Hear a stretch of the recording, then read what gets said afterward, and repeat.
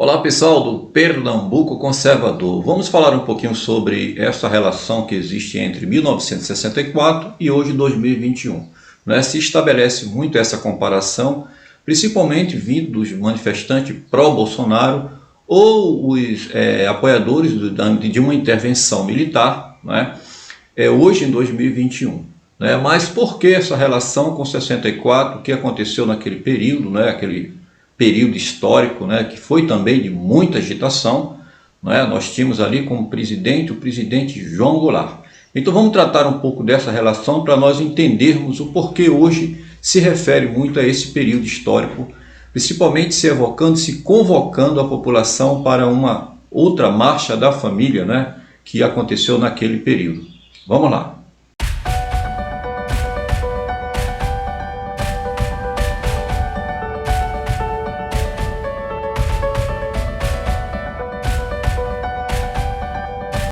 Bem pessoal, 13 de março de 1964, o que aconteceu nesse dia?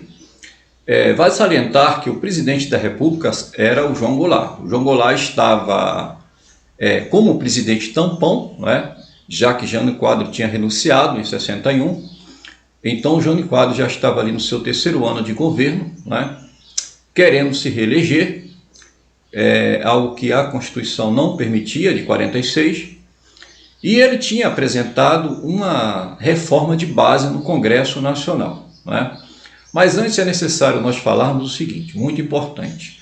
O presidente João Goulart, ele era simpatizante do socialismo, comunismo, ele fazia constante visita à China, a Cuba, à antiga União Soviética, ele era simpatizante do presidente de lá na época, inclusive no dia que ele assumiu, que ele foi chamado, acionado para assumir, que foi declarada a vacância, com a renúncia do Jânio Quadros, ele estava lá no Oriente, ele estava lá em reuniões, participando de eventos socialistas, aprendendo um pouco mais sobre a questão ideológica, e entrando neste mundo desconhecido até então pela maior parte da população brasileira.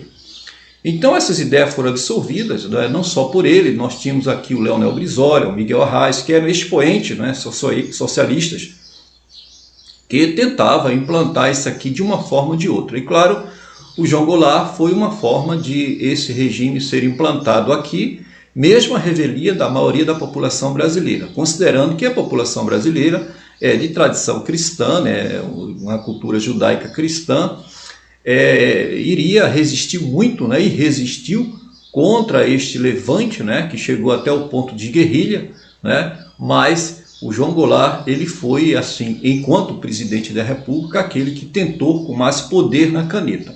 Ele havia apresentado a reforma de base, conhecido um plano reformista, mais conhecido como reforma de base.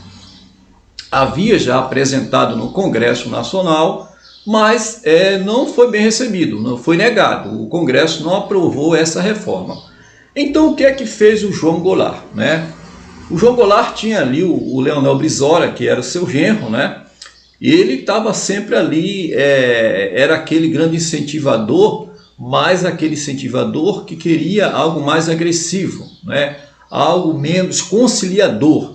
Pelo Leonel Brizola, essas reformas de base seriam implantadas, se necessário, através da guerrilha, não é verdade? O Leonel Brizola, ele recomendava o João Goulart a implantar, a invocar uma assembleia constituinte e formar ali um congresso, basicamente, um congresso popular, uma espécie de congresso bolchevita, não é verdade? Com sindicatos, com pessoas de base. Então era algo assim muito distante da realidade, do sonho, dos congressistas, que não aceitavam, havia resistência, a maioria ainda conservadores, não é verdade? Então isso foi negado. Então o que é que fez o João Goulart? Convocou esse comício, houve esse comício no dia 13 de março de 64. Então nesse comício aí, teve lá o Arraes, o Miguel Arraes, do estado de Pernambuco, teve, que hoje a sua família é muito influente no estado de Pernambuco, quando se fala na família imperial, né, que dá o norte da política, por exemplo, aqui com Paulo Câmara, com João Campos, esse norte vem com muita influência da família imperial, que é da família do Miguel Arraes. Então daí dá para deduzir a forte influência do comunismo aqui no estado de Pernambuco. Pois bem, então o João Goulart ele foi muito duro, não é? Ele foi muito incisivo, provocativo ao Congresso Nacional, que tinha rejeitado essas suas reformas. Então ali já era basicamente uma preparação para a coisa ir à força mesmo, né? Já para uma guerrilha, não é?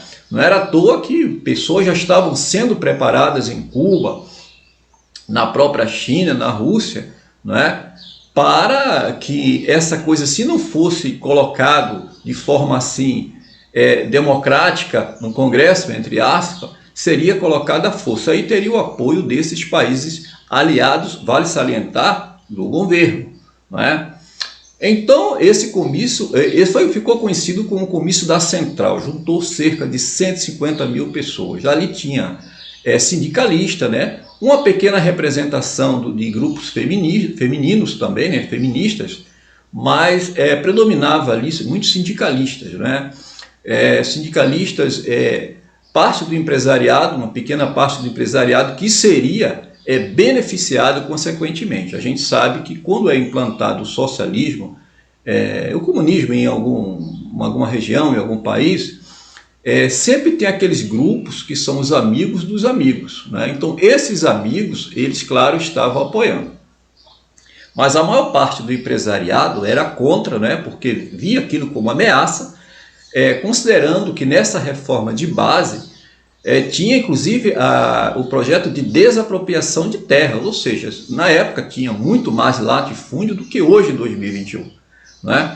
Então imagina, você é um ruralista, você é um produtor rural e de repente o governo chega e diz, olha, essa terra vai ser desapropriada por interesse social. Né? E aí distribuir as terras, ganhando apoio, claro, das massas, né? Que iria ganhar terras, iria apoiar até a sua morte, jurando lealdade ao presidente da República. Né? E ele tentava cativar para ele, agregar apoio das massas, seja da sociedade civil ou seja do meio militar. Né? Na sociedade civil, bastante sindicalistas, né? As pessoas de nível socioeconômico assim, mais baixo, os analfabetos, na época, em 64, tinha um índice de analfabeto ainda muito grande no Brasil, e ele tinha nessa reforma de base garantia de voto para os analfabetos, né? Enquanto que para os militares ele garantia o voto para os cabos e marinheiros, que na época ainda não tinham direito a voto. Então dizia lá na sua reforma que se você é alistável, se você se alista, você também tem direito ao voto. É claro que hoje todos temos direito ao voto, e na época era uma demanda, essa é uma demanda original, né, que podemos reconhecer. Portanto, o objetivo final dessas reformas é aquela coisa, você tem que perceber, eles não dão nada de graça. Então, o objetivo final era a implantação do regime comunista aqui no Brasil. Isso já tinha sido tentado em 1935, na intentona comunista, não é verdade? Então, não conseguiu, foi sufocado pelos militares, os guerreiros que nos livraram lá em 35, né? E agora em 64 também os militares viriam ser protagonistas, né, na defesa do Brasil deste regime nefasto que tem levado a tanta miséria no mundo inteiro, que não deu certo em lugar nenhum. Né? Então, houve uma reação muito grande, né? Inclusive o governador Carlos Lacerda, que era o governador de Guanabara, o antigo estado da Guanabara, né? Ademar de Barros, que era o governador atual do 64, no caso, de São Paulo, né? Eles foram dois grandes rivais que se oporam a esse modelo e incentivaram a chamada Marcha da Família. Né? Então ali foram muitas mulheres, né, entidades femininas, né? O setor do clero também estava muito envolvido nisso, nessa resistência contra essas medidas do João Goulart, né? Do Miguel Arraes, do Leonel Brizola, mas o presidente era o João Goulart. Então teve a chamada Marcha da Família, né? Então vamos falar um pouco sobre essa Marcha da Família. Então, continuando, no dia 19 de março de 1964, foi marcado ali, né, liderado pela Leonor de Barros. Vale salientar que a Leonor de Barros era uma senhora, esposa do Adhemar de Barros, que era governador do estado de São Paulo, né? Então essa primeira marcha foi marcada ali na Praça da República, para quem conhece, a Praça da República. Ela iniciou da Praça da República e foi até a Praça da Sé, em São Paulo. Então ali foram cerca de 500 mil pessoas, alguns historiadores dizem que chega a 500 mil pessoas, e dizem que foi 300 mil pessoas, mas resumindo, né, certamente temos exagero. Mas vamos botar aí 400 mil pessoas aí no meio termo, né? Então estiveram presentes nessa marcha, não é verdade? Vale salientar que ali a principal bandeira ali era baixo comunismo, fora João Goulart. Então um momento muito assim parecido com o que nós vivemos hoje, não é?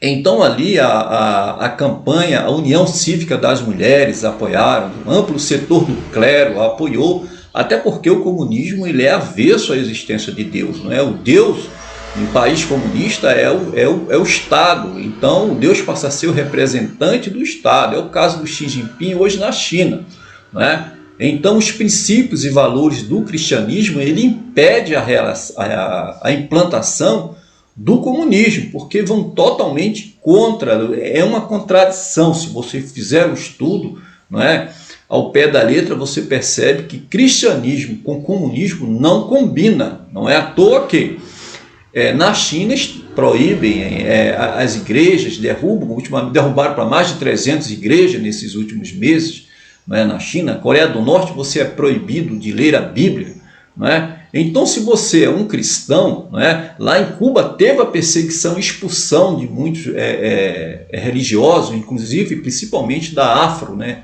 Religiões afro. Aqui no Brasil tem muitos que têm depoimentos de pessoas idosas, aí já estão idosas, que foram expulsas dessa época lá pelo Fidel Castro. Então, assim, se você é um cristão, se você seja católico, espírita, evangélico, você já tem um grande motivo para não ser simpatizante. Não é deixar de amar, pessoal, porque aí vão contra os princípios de vocês, mas para não seguir, não é, as orientações dessas legendas socialistas, não é? Nós temos aqui PCdoB, que na época era muito atuante. PCdoB inclusive atuou em guerrilha, não é, no passado, e tirou vidas de inocentes para implantar esse sistema nefasto aqui no Brasil, não é? Então, se você é um cristão, você já tem motivos de sobra para buscar mais informações, é claro, não é? E você tenha cuidado antes de eleger um político, olhando para ele simplesmente dizer, ele é simpático, ele é gente boa. Ele está por trás de uma legenda, ele está por trás de uma ideologia, não é? Ele é apenas a sombra. Então você pode estar elegendo um político que representa o anticristianismo. Por exemplo, o comunismo ele representa o anticristianismo, a proporção que sempre que é implantado, ele se opunha ao cristianismo e persegue os cristãos. Então vamos falar da Marcha da Família, que foi realizada no dia 19 de março. Então a primeira Marcha da Família, pessoal, 19 de março de 1964. Não é? Então tivemos ali o apoio de amplo setor, empresários, muitos empresários, não é, que estavam preocupados com a intervenção do Estado, não é, na economia. Nesse plano incluía, por exemplo, a estatização de refinarias privadas, não é, de tomadas de terras. Não é? Então eles colocavam ali para conquistar a massa direito ao voto para os analfabetos, direito ao voto para os marinheiros. Inclusive, no dia 26 teve lá a revolta dos marinheiros também, lá na praça, né, da Central, em frente ao sindicato também, né? E teve amplo apoio de um segmento, né, de marinheiros, fuzileiros e marinheiros, né, que era apoiando o João Goulart, porque eles tinham sido abduzidos por essas oferendas, né, do governo de João Goulart. Iria dar direito ao voto, reduzir, melhorar a qualidade dos alimentos nos navios e por aí vai. Então ele conseguiu, inclusive o Cabo Anselmo foi um expoente desses movimentos, uma liderança política, né? E foi inclusive preso depois, ele foi exilado e por aí vai.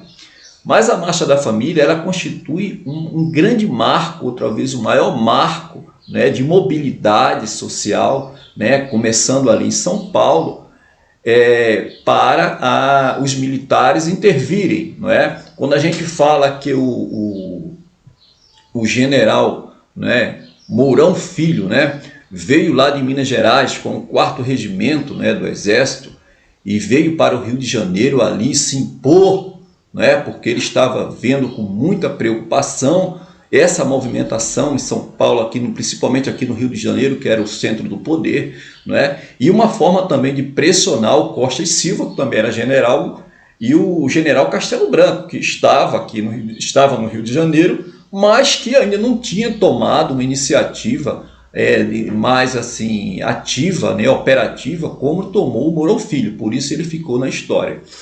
Então é isso. Isso inspirou o Mourão Filho. Isso foi o que motivou, né, essa Marcha da Família. É considerada a ponta do iceberg, aquilo que acendeu a pólvora lá na mente do Mourão Filho em Minas Gerais, para ele trazer as tropas para o Rio de Janeiro. Porque ele ali teve a percepção do que a população queria. Não é? A população foi em massas às ruas, olha gente, em 1964, para botar 400, 500 mil pessoas, não é? Uma época que a população não tinha muito essa consciência de mobilização como temos hoje. Não é? Mas a situação estava tão crítica, a ameaça era tão constante, não é? Que realmente houve uma conscientização da população, a população foi às ruas. Vale ressaltar aí a importância das lideranças femininas, né? A Leonor de Barros, por exemplo, que era esposa do Adhemar de Barros de São Paulo, governador de São Paulo, que ela que fez a convocação. Durante o evento foi distribuído manifestos, né, em prol da liberdade. Então isso aí foi um marco, né? O dia 19 foi conhecido como o dia da Marcha da Família com Deus e pela Liberdade. Bem, isso no dia 19. No dia 26 teve a Revolta dos Marinheiros, né, que teve inclusive o apoio de um almirante, né, um almirante da Marinha, que foi para sufocar o movimento que estava lá liderado lá pelo Cabo Anselmo. Então foi com ordem do ministro da Marinha para prender o pessoal. Chegou lá um almirante que já tinha um histórico, não é, de esquerda, não é? Ele chegou lá e aderiu ao movimento, inclusive fez um discurso. Então, para quem diz aí que nas Forças Armadas não tem essa tradição de esquerda, de infiltração, tem sim, gente. Um exemplo disso foi lá em 1964, não é? O nome tem até aqui o nome do almirante, é o Cândido Aragão. Então estude aí. Almirante, né, ele era vice-almirante, né? E vice-almirante, inclusive, passou na frente de seus pares, né? Tinham vários oficiais ali que estavam na frente dele em termos de antiguidade para ir a vice-almirante. Inclusive a promoção dele teve quando o João Goulart, que nomeou ele a vice-almirante, promoveu, né, alguns oficiais e provavelmente almirantes, e assinaram um abaixo-assinado de cerca de 30 pessoas e depois foram punidos por isso, né, porque o almirante Cândido Aragão, ele tinha o apoio do João Goulart. Ele era comunista de carteirinha, né, falando numa linguagem mais clara, não é? Ele recebeu ordem do ministro da Marinha, que era Silvio alguma coisa. Eu vou olhar aqui porque esse aqui eu tenho que ver o nome dele. Era o almirante Silvio alguma coisa, não está aqui não coloquei o nome dele não. Pois é, o comandante da Marinha, na época, o ministro da Marinha, mandou prender todos os fuzileiros e marinheiros nessa revolta dos marinheiros, que era pró-Goulart, né? Pró-João Goulart, né? O Jango, pró-Jango. Então, é claro que esses marinheiros, esses fuzileiros, eles foram seduzidos, né, pelo que ofereceram para eles. Como a esquerda ela sempre mente, né, para conquistar os pobres, eles conquistaram ali esses de base das Forças Armadas e eles foram àquele movimento, né, acreditando que estaria fazendo um bom para eles e um bem para o Brasil. Pois é, pessoal, então tivemos aí, não é, o Silvio Mota, que era o ministro da Marinha, manda prender fuzileiros e marinheiros. Isso já aconteceu no dia 26, não é, cerca de 16, 15 dias aí depois da Marcha da Família, foi no dia 19, 20 a 26, aliás, 7 dias depois tem a revolta dos marinheiros, que é favorável aí à reforma de base do presidente, tendo com liderança o Cabo Anselmo. O o vice-almirante Candaragão se recusa a prender, apoia, faz discurso, não é verdade? Depois ele foi preso por isso, foi até exilado, não é? Aí segue as reações, não é, da sociedade como um todo nos outros estados. Isso começou em São Paulo, eu me lembro assim, Praça da República, em direção à Praça da Sé, dia 19, né? Aí depois tem no Rio de Janeiro, aí no Rio de Janeiro já chega a 1 milhão de pessoas, né? No Rio de Janeiro já chega a 1 milhão de pessoas essa movimentação, que já passa a ser chamado de Marcha da Vitória. Por que Marcha da Vitória? Porque no Rio de Janeiro foi no dia 2 de abril, né? 2 dias depois que o Mourão Filho chegou com as tropas, jogou o pé na porta, derrubou, o João Goulart saiu fora, fugiu do Rio de Janeiro, foi para Brasília, de Brasília foi para o Rio Grande do Sul, do Rio Grande do Sul se exilou no Uruguai, né? Leonel Brizola sumiu também, virou gás, né? Como diz o ditado pessoal marujo. Então começou aí a caça aos ratos, né? A partir daí, né? Houve exageros de um lado, de outro, mas diante da circunstância, no momento de guerra, exageros passa a ser a normalidade, não é verdade? Antes ter tido esses exageros por parte dos militares que permanecessem na ociosidade, como hoje os generais, que são muito cobrados, né, pelos intervencionistas e ficam ali surdo-mudos, cegos, né, tweetando, as instituições estão em pleno funcionamento e a população, desculpa a expressão, se lascando no meio da rua, tomando chibatada aí dos governadores e prefeitos, não é? Com seus direitos fundamentais sendo cerceados, não é? Então hoje os intervencionistas, eles pedem novamente, assim como lá no dia 19, né, de março de 64, né? Então teve lá a grande movimentação, recebeu o apoio maciça da população. Olha, OAB, grande mídia, não é? Inclusive tem discurso do Roberto Marinho, não é? Tem em editais antigos aí, discursos deles apoiando e saudando os militares por ter salvado o Brasil, né, do comunismo. Tinha a OAB também, o clero de um modo geral. Então realmente foi um grande livramento que os brasileiros tiveram em 64, dado pelos militares, né? Mas a verdade foi sufocada, mais adiante, quando o Figueiredo ali resolveu dar anistia para esses exilados que voltaram, e a partir daí começou a implantação dessa revolução cultural, né, grandicista, né, que conquistou as escolas, as universidades, não é? Enfim, o Estado foi completamente aparelhado, não é? Os ministros indicados para o Supremo Tribunal Federal foram já recomendados, não é? Com viés ideológico, com propósitos partidários.